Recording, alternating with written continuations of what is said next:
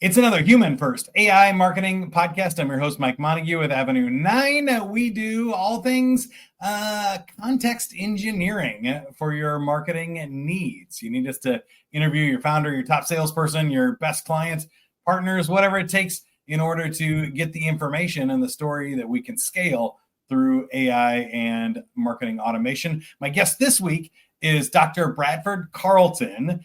Automate Business AI is his company. He has a cool school community. That's SKOOL. You can check the link below. Also a big following on YouTube and LinkedIn, so you can connect with him. Just go to bradfordcarlton.com. How's that sound? Bradford, tell me about what's going on with you and what you're automating in your business these days. Of course, keeping it human first. Certainly. So thank you for having me on, Mike. I appreciate it. I'm trying to automate myself out of a job, which is kind of the funny thing because it's like human first, like I'm putting myself first, right? Yeah. I mean, overall, right. I think the job of any leader of an organization, though, is to make themselves irrelevant. If your whole business is hinging on you, that's not a great place to be. Absolutely. And as I build, I find there's almost no real way to fully remove the human from it. So we might as well find a way to empower them. And that's largely what I do. So, I'm a content creator. So I find ways to be able to do all of my content writing automated. I find ways to come up with the idea generation automated. I find ways to handle my task management. So the emails and the comments that come in, that's automated. And so it's any aspect of my job that I find that I'm spending too much time on, I try to find a way to automate it out. Yeah, and you also mentioned you also work with your wife, so any play so you can take off of her list is a good deal for you. That's most of my day. She comes at me and says, I'm spending too much time on this, Brad. Go make me a new bot. So tell me about what's possible here. I have not played around with the automation. As a marketing guy, marketing automation has kind of been around for a long time in different formats. And I always struggle with things that I don't know. I don't know if I don't have that much work that works without me in my role, or if I'm just, trying to figure out the tools, or if this stuff is still coming down the road, that really autonomous actions will be done later. Where do you think we are right now? I think it's almost entirely all automatable now, because I look at Meta and I'm thinking through like, what can I not automate? So I can have the copy written, I can make the images with AI. That's a little iffy still. Like we can do a little bit better on the AI generated stuff. But I can post it. I can create my ads with it. I can pull all my data out with it. I can then sort what worked right and then turn off, all automated. I don't think I need too much engagement anymore on that. Depending on the platform that you're using, the API is either very extensive or it's not. Some platforms, they just don't let you really have any access at all. But the way I look at it is I can automate 95% of any task. It's maybe that last bit that still needs the human that actually to go in and log in and paste it in. But we're at a point that, I have no technical background. I am not a tech guy. I don't know how to program or code. I'm a business guy. So if I'm able to do this, what are you tech guys able to do? That's true too. I used to be a tech guy. I feel like in my mid 40s, I don't know how techie you can still claim to be at this point. I know there are some people that continue to lean in and have been in it, but I made the mistake of getting too high up in the corporate world where you get into middle management and leadership where you're not actually doing the thing. That's right. You're overseeing. But that does allow for a lot of automation thinking, and I understand how to outsource things and what can be outsourced easily with instructions and what can't, because I've done it with people and overseas teams and vendors and technology, and it can get a little messy. So when you consult with businesses, I'm still curious about what you're automating specifically and what kind of saves the most time or has the biggest impact in your business. Sure. So I can tell you kind of how I started. I started with an org chart. I didn't think in terms of AI or anything. I was thinking in terms of a business. And so you have your org chart and you go all the way down through your different departments. And at the bottom, you have the individuals who would be performing the tasks. Well, each task is something that if you have a process to follow, is something that can be automated, because usually all tasks have some sort of input. They need to be processed in a certain way, and then you output it some way. And so if you just find a way to do that, and again, I'm not techie, so I think in terms of nodes with N8N. So like I take this, I get my information from Google Sheets or Excel, I process it with the AI agent, maybe a code node that ChatGPT writes for me to process it however I need, output it, and then that goes on to the next agent that does the next thing it needs to do, and it's just over and over and over again until I need the human at that very last bit to do whatever I need it to do. Yeah. So tell me about the data sources, which are most common for you and your clients, or people ask you about in your school class.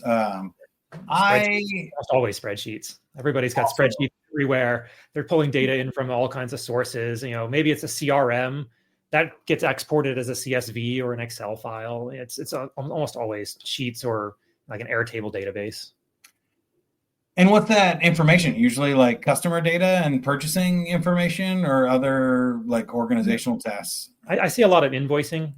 So they need their invoices. They still do paper invoices a lot of places, especially overseas, because my business isn't just in the States, it's all over the world. But they get these paper invoices. They have who it's from and who it's to and what needs purchased and how many units and all of that. You run that through an OCR, it pulls out the information that puts into a spreadsheet that then goes and sends it to the right department, which order, which ID they need, and so on and so forth. And so it's always kind of the same, but it's always a little different. Yeah. Now I love that, and I could probably ask a lot more questions there, but I'm gonna go to the harder side of things. Sure. I've been lucky enough to be, like I said, on the sales and marketing side of stuff where my business isn't entirely complicated, and I also get to set it up that way. So if I have a retainer-based model for Avenue 9 and I'm charging you the same amount, I could set a recurring invoice in FreshBooks, and that's about all the automation I need. I'll send you the invoice once a month and collect the check. But I do understand that there are lots of businesses that I help out there with different products and services and line items and inventory and stuff to keep track of, where that could be more helpful. As a content creator yourself, I find this a little bit more difficult to automate, mostly I think because I'm still picky, and I can't decide maybe what my quality level should be when we're automating these things. Can you help us think about a little bit of like the results when you're doing these things? Does it need to work 100% of the time? I think you've kind of mentioned getting at 90% there. Or do you feel like you're sacrificing quality at all? I just gave you 8 questions. Feel free to pick one. So as a content creator, I've got to see these GPTs evolve since ChatGPT 3 came out, just like 3 years ago, 2.5 years ago. And ChatGPT 3 was not so good. It did not write scripts very well. They looked pretty, sure. It seemed like everything was there, but I remember like reading these things behind my camera with my teleprompter, and I'm like, this is awful. Like, why am I saying this stuff? Nowadays, it's much better. The scripts come out much better. And probably because my skills have leveled up. I've learned how to use the APIs. I've learned how to write my prompts in the right way, that I make monster prompts. My prompts are huge. But I get out the output that I want. So I don't mind paying, 3 extra cents, right? Rather than not spending the tokens. As far as images, like I said, images are still an issue. Video is still an issue. I think they're getting there. I've seen some really cool avatars, and I've really been playing around with the idea of, doing my videos, because my videos are me showing off N8N workflows and doing tutorials. But having my little picture in the corner of me and the avatar, it's going to be so small, no one's going to really be able to tell that's not me. And, the voice generators are good enough that you can't tell it's not me. So I don't know, like if we're not there already, we're darn close to being able to replace content creators.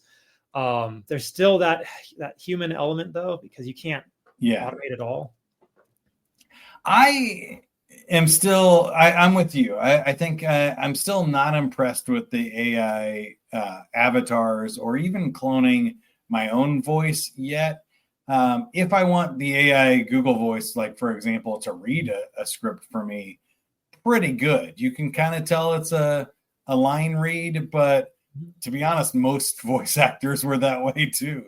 That's that right. I outsourced for. They just don't get the same intonation and emotion that you would give it if you read it yourself. So I can certainly see use cases for that. I do think it still looks uncanny when you try to change your own voice or scan yourself in for avatars and stuff. It gets into a weird aspect there. Now, I've been most impressed with the image generation this year. Like you said, all the tools have been getting better. I like to load up a bunch of files. So instead of long prompts, I try to give the AI a lot of context and then let it do what it does. And I think it's getting better, and I'm getting better at what I ask for. I wish I was able to get better. Like every time I try to do something with my face, it never looks like me. Like that part, it just like I can't put that out. It doesn't look like me. Everybody else like, well, it looks kind of like you, but it's not me. The worst part for me is it like always gives me hair, like lots of big hair. I'm like, why are you giving me like the Fawn's kind of hair? Like you're talking to me, man. That's my problem too. Half the AI image generation stuff that I do tries to do that. Or there's like a token bald guy with a beard that it just makes everybody look like Joe Rogan. So I what I normally do is I'll use Midjourney personally. So I have a bunch of different tools. Midjourney is my favorite because I can crop out my face. I just crop that out. I got a green screen behind me, so it removes the background. But then everything else is AI generated and it looks great. That's great. So like I'm able to make lots of images of myself not having to leave the house, which is wonderful. Because it's I think there are ways around that too, even with Photoshop in my career over the last 20, 25 years. You can do cool things as long as you do them creatively. So when you turn yourself into a cartoon, it doesn't look like you. But now if you can work that into your brand, it's a lot easier to have AI generate all the cartoon versions of you than something that's human photorealistic. Right? That's right. And I mean, it's just another touch point. It's just another way of putting out your brand to reach people, to connect with them. Because I mean, it's funny because I don't know if you saw my YouTube channel, but I literally have the same exact photo in every thumbnail. and like part of me is like, I should vary that up. But part of me is like, at this point, I've been over 100 videos in. Like, I don't know if I can. You always can. But I think there are lots of things that can build into the brand persona for you. And so if you keep the other stuff in the thumbnail the same, you can start slowly varying the picture or the expression and keep them simple, working in over time. Did you see the Will Smith concert video that went viral this week? I did. And I was looking, I'm like, I'm not sure it is AI. I can't quite tell. I mean, it's tough. I saw something. I mean, one, it's super impressive, whatever built it, but it also is also really weird that he would create an AI generated video. There's definitely parts of it where people's faces are frozen or the words are misspelled, like Prince with a C. It says Fresh Prince and whatever. And so unless the UK audience was spelling Fresh Prince wrong, pretty sure these are AI generated signs. I just don't get the point of it. Well, like he's got the Will Smith is a mainstay in AI video generation because of his spaghetti video, right? And it's not his, but it's the benchmark to see if it's actually any good. So I'm not entirely surprised that Will Smith would lean into it. Is aware of. Right. That was one of the comments. I actually had to give it a thumbs up on YouTube. Somebody said, I think you're eating spaghetti in the audience during this video. I mean, we're getting there. That's the thing. I tell my wife every day, if you ever see a video of me doing anything wrong, it wasn't real. Yeah, it's the Shaggy defense from here on out. That's right. It wasn't me. Video. But I think it lends back. So we got to pull this back to business. I keep getting confused these days on maybe, what to do and how to use this. And I keep going to, I want to keep trust with my audience and with my clients and stuff first. So if it is going to be AI generated, I want it to clearly look like it's AI generated or be aware or mark that in some way. And I'm fine with it writing the scripts if I edit and delete it, or I don't want it to write and post something on LinkedIn for me without me seeing it at all. I don't think that feels right to me, but are you seeing varying levels of that, or how do you make decisions about what's? So I see varying levels of it. Me personally, I don't let anything go out unless I've approved it. One, because it gives me some level of defense if those platforms want to ban me for botting, right? So no, I actually did write this and post it. It wasn't, it wasn't a bot. And I'm right there with you. Like, I'm not going to AI generate myself. I'm not going to AI generate my voice. What I use it for is the back end stuff. So it might write the script, but I'm still going to edit the script. I'm the one reading the script. I'll have it clean up my transcript when I'm done with my video. So it'll go in and get out the ums, it gets out, it fixes it so I can upload it to YouTube so it is able to be SEO'd properly. I'll have it go in and then take my transcript and write my social media posts for when I go and post my shorts and my reels and my video, which again, I then approve. So it's saving me hours and hours of time, but it's not fully automated. That's why I say like 90%, 95%. And then that last bit is where the human comes in. Yeah, for sure. That's what I'm doing as well. And that's kind of what I see as a best practice. It is funny when I do this for my clients, I can do 10 times as much, but now I have, those clients that I'm still spending my day copying and pasting. And it feels like that's the part that should be automated, but got some help with that. And I do think that we're just not quite there. We need somebody to go through and pull out the M dashes and those M dashes, they're so annoying. You can't get rid of them. I've tried. I've put in custom instructions. I've yelled at it. I've debated. Threatened its grandmother. I was told that works. You did what?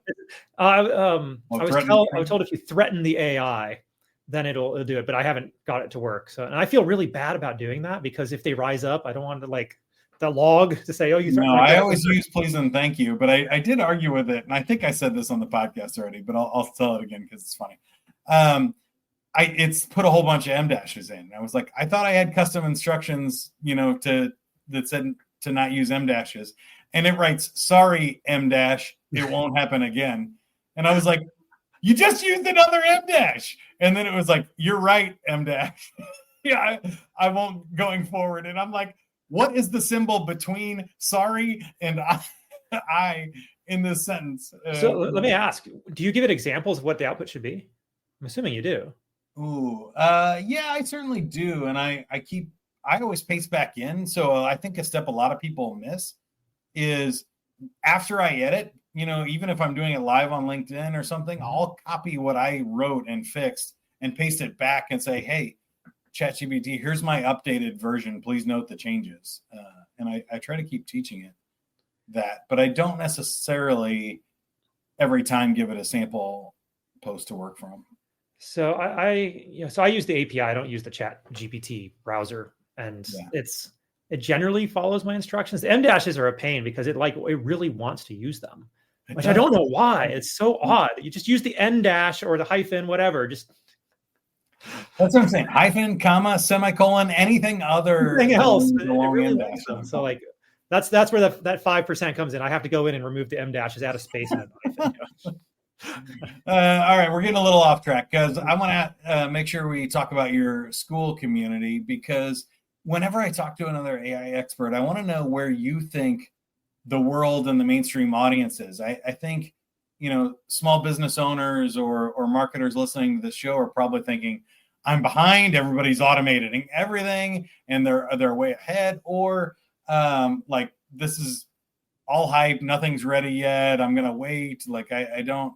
It's really kind of hard for me to read the room and understand where are people here at the end of 2025 and where should we be in our businesses? I'd say we're where the internet was in 1999.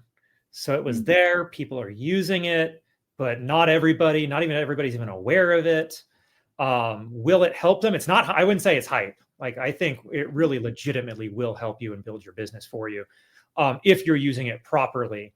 But there's that tech barrier that I think people are afraid of. I know I was afraid of it. I don't know how to code. And so to get into this world, I first had to fail miserably at trying to code and said, I can't waste 3 weeks of my time. I have to have gotten something out of this. That's why I went to N8N, which is a low code platform. But the businesses I talk to, if I go to networking events, it's all like, oh, you can do stuff with AI. I have ChatGPT write my emails for me, and that's all they know. And they don't realize like I can automate away most of your entire business, which I try to tell them, and then they get all scared and they run away.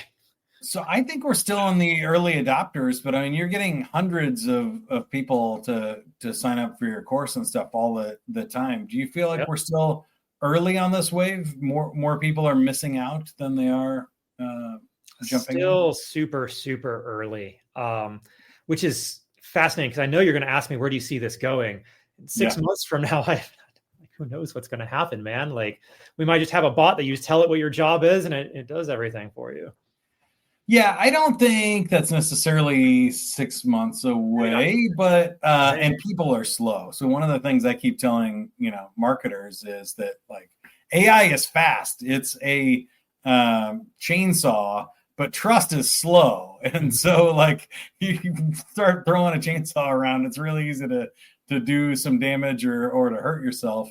And I think the faster it moves, the kind of more dangerous it gets, and that people take time to adopt. So the technology may get there. I don't think the world will get there in 6 months, just based on what we've seen over the last couple of years. 6 months is probably for full adoption. 6 months is not it.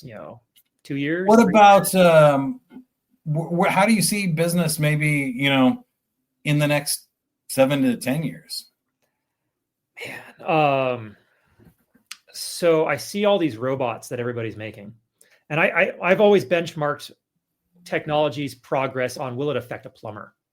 Like, will it affect a plumber's life? Because you got to get in there with your hands, and there's nothing you can do about it, right?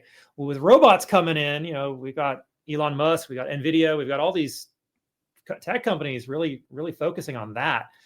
That's going to affect plumbers, and whether that's 3, 5, 7 years, I don't know, but I don't know what's going to happen with tech or just the world in general with business, because with AI in the place that it is, most things in a business can be automated. Whether you can do it or not is a different matter, but they can be.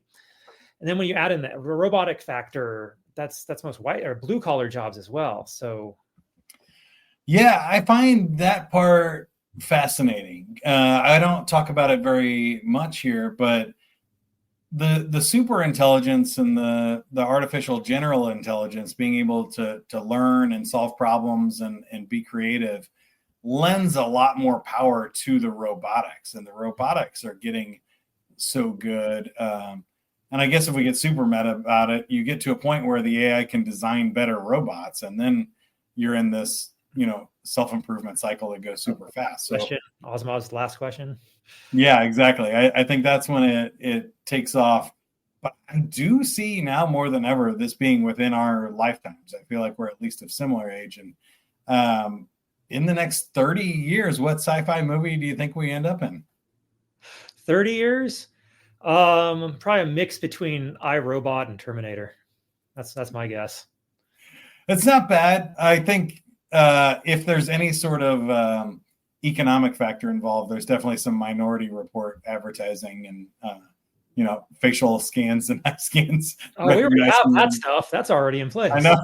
That's what I'm saying. I don't think that's going away. I think the personalized ads are going to be from the time you wake up till the time you go to bed. You're thinking like Black Mirror then. Oh yeah. There was a couple of really good. Yeah, there were. Black Mirrors. The one with the bikes. That's the one I think we're really heading toward. Yeah, that what I think could be as well, earning credits for the AI. That's right. All day. Well, that's a bright spot to end on. So let's reset and ask you, Bradford, how can you help us, or how can we help you with Automate Business AI? Certainly. So I give away pretty much everything that I make. The way I see it is, in some number of months, somebody's going to generate a model that will be able to make these automations. So I might as well be building my following before then. So if you follow me or go to my YouTube channel, you'll be able to get to my school account. And there you can get all the different automations I have, everything from social media posting. I have an executive assistant bot as well. It's my personal executive assistant. It's got something like 31 tools attached to it.